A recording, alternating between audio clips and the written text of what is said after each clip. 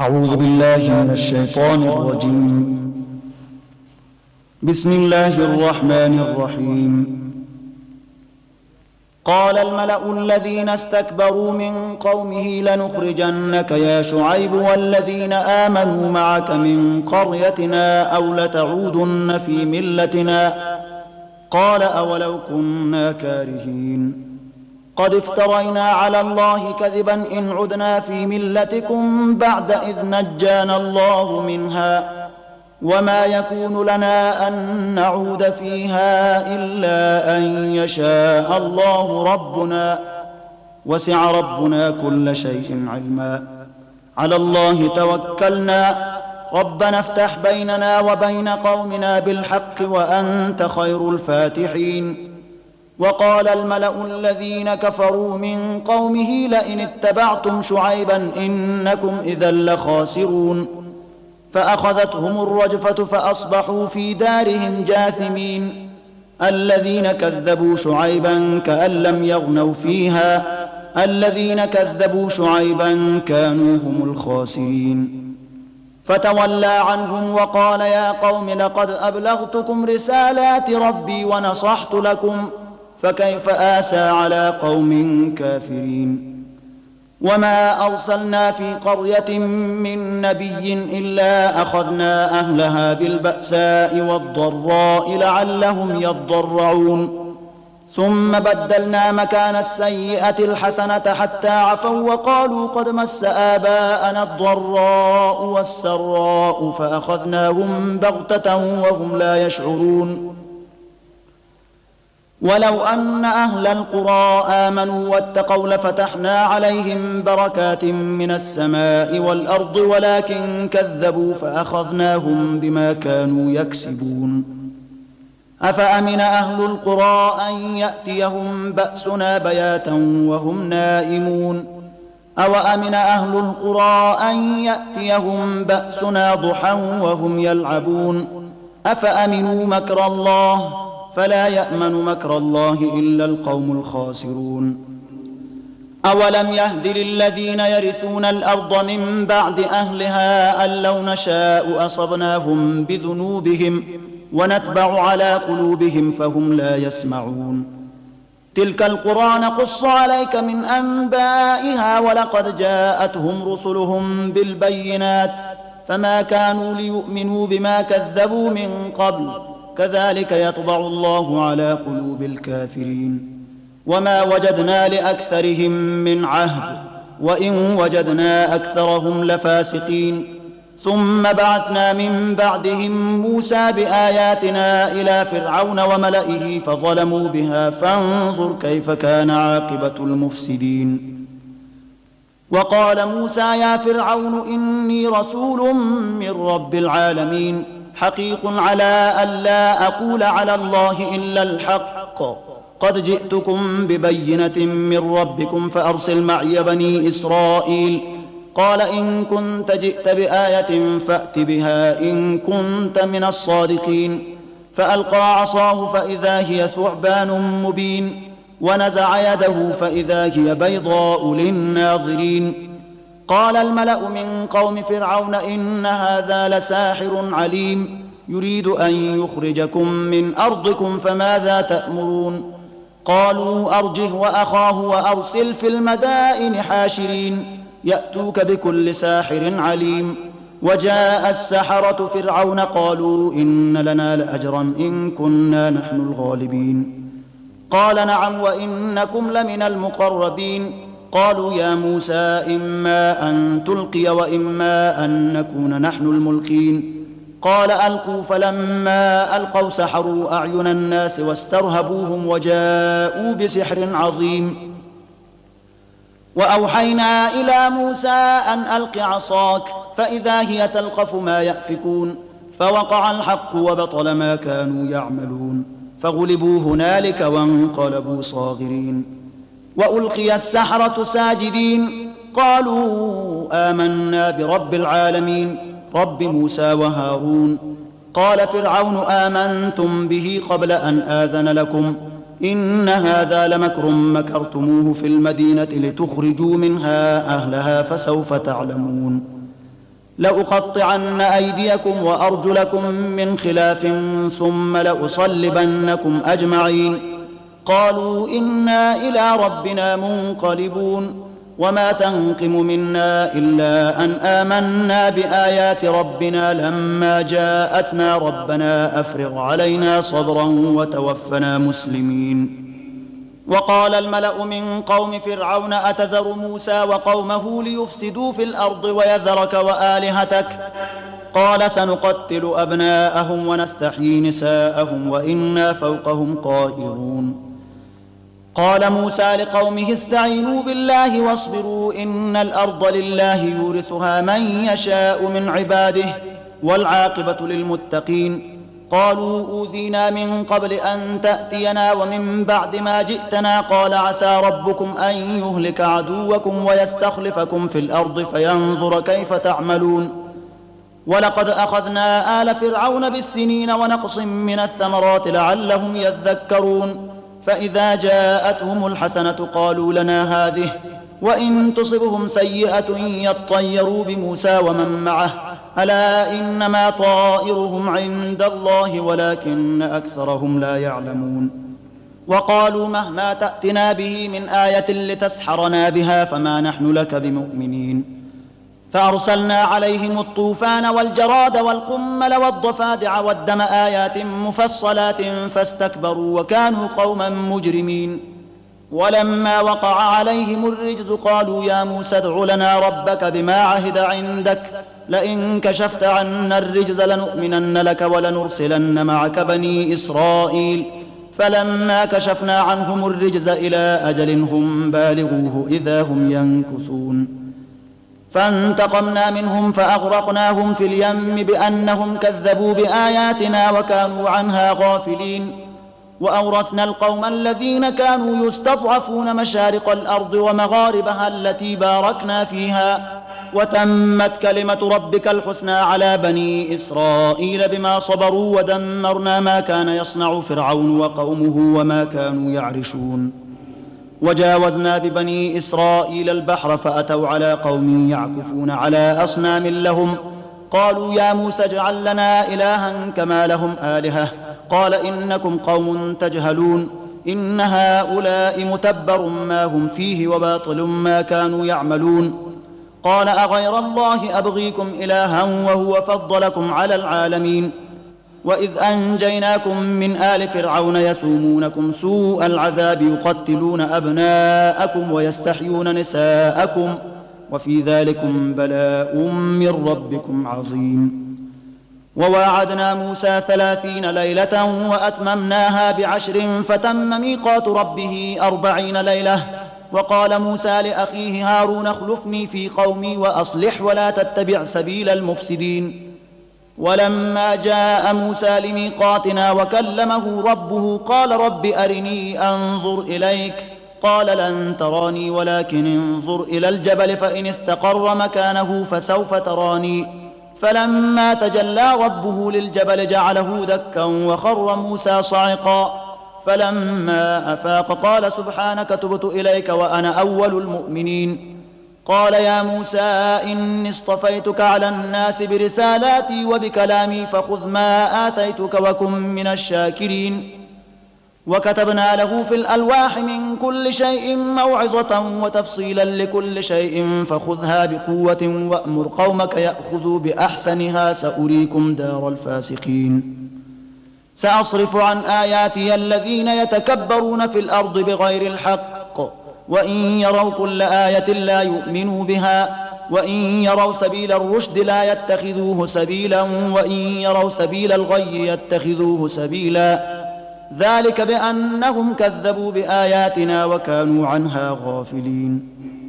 والذين كذبوا بآياتنا ولقاء الآخرة حبطت أعمالهم هل يجزون إلا ما كانوا يعملون. واتخذ قوم موسى من بعده من حليهم عجلا جسدا له خوار ألم يروا أنه لا يكلمهم ولا يهديهم سبيلا اتخذوه وكانوا ظالمين. ولما سقط في أيديهم ورأوا أنهم قد ضلوا قالوا لئن لم يرحمنا ربنا ويغفر لنا لنكونن من الخاسرين. ولما رجع موسى إلى قومه غضبان أسفا قال بئس ما خلفتموني من بعدي أعجلتم أمر ربكم وألقى الألواح وأخذ برأس أخيه يجره إليه قال ابن أم إن القوم استضعفوني وكادوا يقتلونني فلا تشمت بي الأعداء ولا تجعلني مع القوم الظالمين قال رب اغفر لي ولأخي وأدخلنا في رحمتك وأنت أرحم الراحمين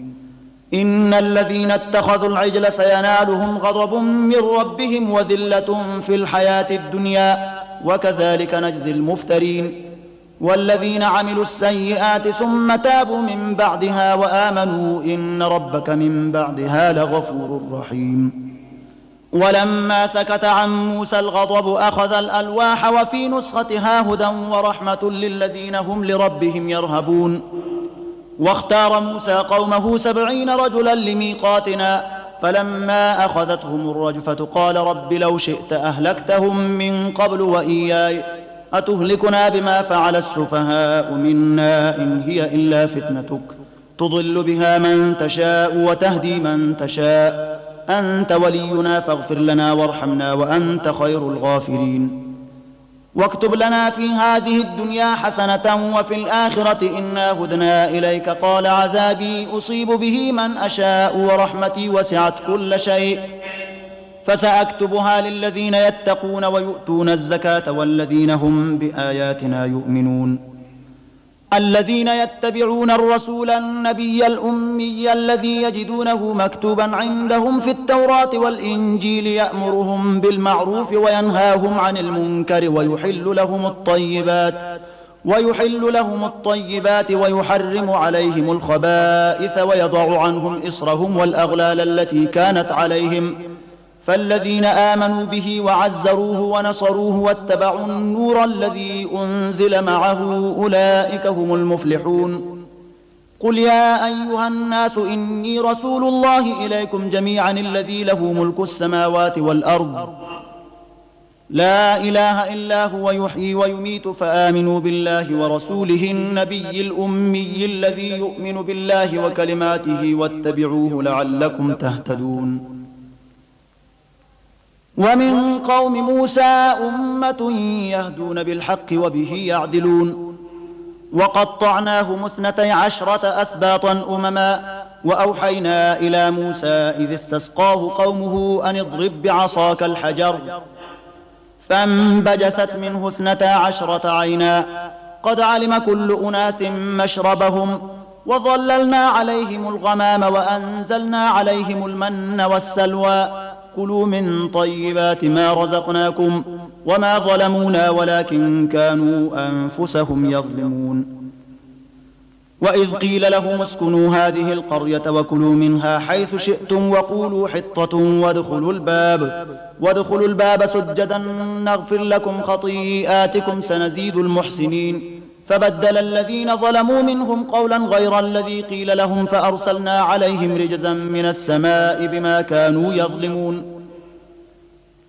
واسألهم عن القرية التي كانت حاضرة البحر إذ يعدون في السبت إذ تأتيهم حيتانهم يوم سبتهم شرعا ويوم لا يسبتون لا تأتيهم كذلك نبلوهم بما كانوا يفسقون وإذ قالت أمة منهم لم تعظون قوما الله مهلكهم أو معذبهم عذابا شديدا قالوا معذرة إلى ربكم ولعلهم يتقون فلما نسوا ما ذكروا به أنجينا الذين ينهون عن السوء وأخذنا الذين ظلموا بعذاب بئيس بما كانوا يفسقون فلما عتوا عما نهوا عنه قلنا لهم كونوا قردة خاسئين وإذ تأذن ربك ليبعثن عليهم إلى يوم القيامة من يسومهم سوء العذاب إن ربك لسريع العقاب وإنه لغفور رحيم وقطعناهم في الأرض أمما منهم الصالحون ومنهم دون ذلك وبلوناهم بالحسنات والسيئات لعلهم يرجعون فخلف من بعدهم خلف ورثوا الكتاب يأخذون عرض هذا الأدنى ويقولون سيغفر لنا وإن يأتهم عرض مثله يأخذوه ألم يؤخذ عليهم ميثاق الكتاب ألا يقولوا على الله إلا الحق ودرسوا ما فيه والدار الآخرة خير للذين يتقون أفلا تعقلون والذين يمسكون بالكتاب وأقاموا الصلاة إنا لا نضيع أجر المصلحين وإذ نتقنا الجبل فوقهم كأنه ظلة وظنوا أنه واقع بهم خذوا ما آتيناكم بقوة واذكروا ما فيه لعلكم تتقون وإذ أخذ ربك من بني آدم من ظهورهم ذريتهم وأشهدهم على أنفسهم ألست بربكم قالوا بلى شهدنا أن تقولوا يوم القيامة إنا كنا عن هذا غافلين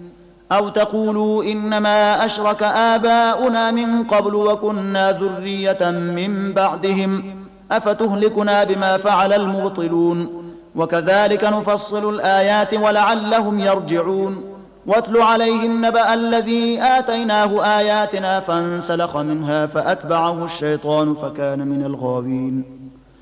ولو شئنا لرفعناه بها ولكنه أخلد إلى الأرض واتبع هواه فمثله كمثل الكلب إن تحمل عليه يلهث أو تتركه يلهث ذلك مثل القوم الذين كذبوا بآياتنا فاقصص القصص لعلهم يتفكرون ساء مثلا القوم الذين كذبوا بآياتنا وأنفسهم كانوا يظلمون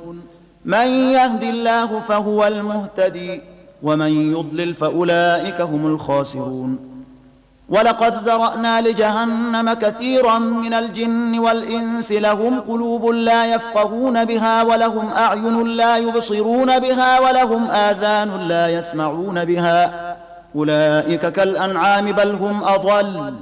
أولئك هم الغافلون ولله الأسماء الحسنى فادعوه بها وذروا الذين يلحدون في أسمائه سيجزون ما كانوا يعملون وممن خلقنا أمة يهدون بالحق وبه يعدلون والذين كذبوا بآياتنا سنستدرجهم من حيث لا يعلمون وأملي لهم إن كيدي متين أولم يتفكروا ما بصاحبهم من جنة إن هو إلا نذير مبين أولم ينظروا في ملكوت السماوات والأرض وما خلق الله من شيء وأن عسى أن يكون قد اقترب أجلهم فبأي حديث بعده يؤمنون من يضلل الله فلا هادي له ويذرهم في طغيانهم يعمهون يسألونك عن الساعة أيان مرساها قل إنما علمها عند ربي لا يجليها لوقتها إلا هو ثقلت في السماوات والأرض لا تأتيكم إلا بغتة يسألونك كأنك حفي عنها قل إنما علمها عند الله ولكن أكثر الناس لا يعلمون قل لا أملك لنفسي نفعا ولا ضرا إلا ما شاء الله ولو كنت أعلم الغيب لاستكثرت من الخير وما مسني السوء إن أنا إلا نذير وبشير لقوم يؤمنون هو الذي خلقكم من نفس واحدة وجعل منها زوجها ليسكن إليها فلما تغشاها حملت حملا خفيفا فمرت به فلما أثقلت دعوى الله ربهما لئن آتيتنا صالحا لنكونن من الشاكرين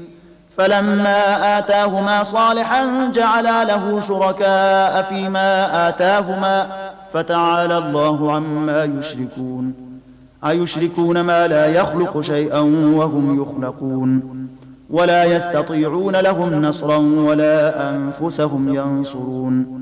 وإن تدعوهم إلى الهدى لا يتبعوكم سواء عليكم أدعوتموهم أم أنتم صامتون إن الذين تدعون من دون الله عباد أمثالكم فادعوهم فليستجيبوا لكم إن كنتم صادقين ألهم أرجل يمشون بها أم لهم أيدي يبطشون بها أم لهم أعين يبصرون بها أم لهم آذان يسمعون بها قل ادعوا شركاءكم ثم كيدون فلا تنظرون إن وليي الله الذي نزل الكتاب وهو يتولى الصالحين والذين تدعون من دونه لا يستطيعون نصركم ولا أنفسهم ينصرون وإن تدعوهم إلى الهدى لا يسمعوا وتراهم ينظرون إليك وهم لا يبصرون خذ العفو وأمر بالعرف وأعرض عن الجاهلين وإما ينزغنك من الشيطان نزغ فاستعذ بالله إنه سميع عليم إن الذين اتقوا إذا مسهم طائف من الشيطان تذكروا فإذا هم مبصرون وإخوانهم يمدونهم في الغي ثم لا يقصرون وإذا لم تأتهم بآية قالوا لولا اجتبيتها قل إنما أتبع ما يوحى إلي من ربي هذا بصائر من ربكم وهدى ورحمة لقوم يؤمنون وإذا قرئ القرآن فاستمعوا له وأنصتوا لعلكم ترحمون واذكر ربك في نفسك تضرعا وخيفة ودون الجهر من القول بالغدو والآصال ولا تكن من الغافلين إن الذين عند ربك لا يستكبرون عن عبادته ويسبحونه وله يسجدون بسم الله الرحمن الرحيم يسألونك عن الأنفال قل الأنفال لله والرسول فاتقوا الله وأصلحوا ذات بينكم وأطيعوا الله ورسوله إن كنتم مؤمنين إنما المؤمنون الذين إذا ذكر الله وجلت قلوبهم وإذا تليت عليهم آياته زادتهم إيمانا وعلى ربهم يتوكلون الذين يقيمون الصلاة ومما رزقناهم ينفقون أولئك هم المؤمنون حقا لهم درجات عند ربهم ومغفرة ورزق كريم كما أخرجك ربك من بيتك بالحق وإن فريقا من المؤمنين لكارهون يجادلونك في الحق بعدما تبين كأنما يساقون إلى الموت وهم ينظرون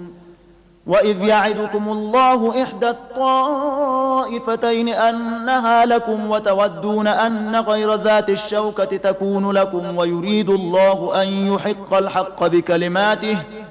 ويريد الله أن يحق الحق بكلماته ويقطع دابر الكافرين ليحق الحق ويبطل الباطل ولو كره المجرمون إذ تستغيثون ربكم فاستجاب لكم أني ممدكم بألف من الملائكة مردفين وما جعله الله إلا بشرى ولتطمئن به قلوبكم وما النصر إلا من عند الله إن الله عزيز حكيم إذ يغشيكم النعاس أمنة منه وينزل عليكم من السماء ماء ليطهركم به ويذهب عنكم رجز الشيطان وليربط على قلوبكم ويثبت به الأقدام إذ يوحي ربك إلى الملائكة أني معكم فثبتوا الذين آمنوا سألقي في قلوب الذين كفروا الرعب فاضربوا فوق الأعناق واضربوا منهم كل بنان ذلك بأنهم شاقوا الله ورسوله ومن يشاقق الله ورسوله فإن الله شديد العقاب ذلكم فذوقوه وأن للكافرين عذاب النار يا أيها الذين آمنوا إذا لقيتم الذين كفروا زحفا فلا تولوهم الأدبار ومن يولهم يومئذ دبره إلا متحرفا لقتال أو متحيزا إلى فئة فقد باء بغضب من الله ومأواه جهنم وبئس المصير فلم تقتلوهم ولكن الله قتلهم وما رميت إذ رميت ولكن الله رمى وليبلي المؤمنين منه بلاء حسنا إن الله سميع عليم ذلكم وأن الله موهن كيد الكافرين إن تستفتحوا فقد جاءكم الفتح وإن تنتهوا فهو خير لكم وإن تعودوا نعد ولن تغني عنكم فئتكم شيئا ولو كثرت وأن الله مع المؤمنين يا أيها الذين آمنوا أطيعوا الله ورسوله ولا تولوا عنه وأنتم تسمعون ولا تكونوا كالذين قالوا سمعنا وهم لا يسمعون إن شر الدواب عند الله الصم البكم الذين لا يعقلون ولو علم الله فيهم خيرا لأسمعهم ولو أسمعهم لتولوا وهم معرضون يا أيها الذين آمنوا استجيبوا لله وللرسول إذا دعاكم لما يحييكم واعلموا أن الله يحول بين المرء وقلبه وأنه إليه تحشرون واتقوا فتنة لا تصيبن الذين ظلموا منكم خاصة واعلموا أن الله شديد العقاب واذكروا إذ أنتم قليل مستضعفون في الأرض تخافون أن يتخطفكم الناس فآواكم وأيدكم بنصره ورزقكم من الطيبات لعلكم تشكرون يا أيها الذين آمنوا لا تخونوا الله والرسول وتخونوا أماناتكم وأنتم تعلمون واعلموا أنما أموالكم وأولادكم فتنة وأن الله عنده أجر عظيم يا أيها الذين آمنوا إن تتقوا الله يجعل لكم فرقانا ويكفر عنكم سيئاتكم ويغفر لكم والله ذو الفضل العظيم وإذ يمكر بك الذين كفروا ليثبتوك أو يقتلوك أو يخرجوك ويمكرون ويمكر الله والله خير الماكرين وإذا تتلى عليهم آياتنا قالوا قد سمعنا لو نشاء لقلنا مثل هذا إن هذا إلا أساطير الأولين وإذ قالوا اللهم إن كان هذا هو الحق من عندك فأمطر علينا حجارة من السماء أو ائتنا بعذاب أليم وما كان الله ليعذبهم وأنت فيهم وما كان الله معذبهم وهم يستغفرون وما لهم ألا يعذبهم الله وهم يصدون عن المسجد الحرام وما كانوا أولياءه إن أولياؤه إلا المتقون ولكن أكثرهم لا يعلمون وما كان صلاتهم عند البيت إلا مكاء وتصدية فذوقوا العذاب بما كنتم تكفرون إن الذين كفروا ينفقون أموالهم ليصدوا عن سبيل الله فسينفقونها ثم تكون عليهم حسرة ثم يغلبون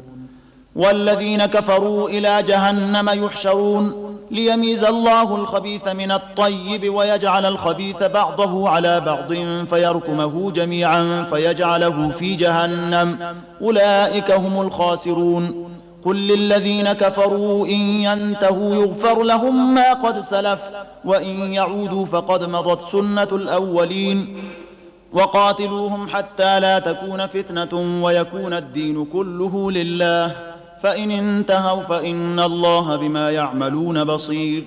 وإن تولوا فاعلموا أن الله مولاكم نعم المولى ونعم النصير صدق الله العظیم.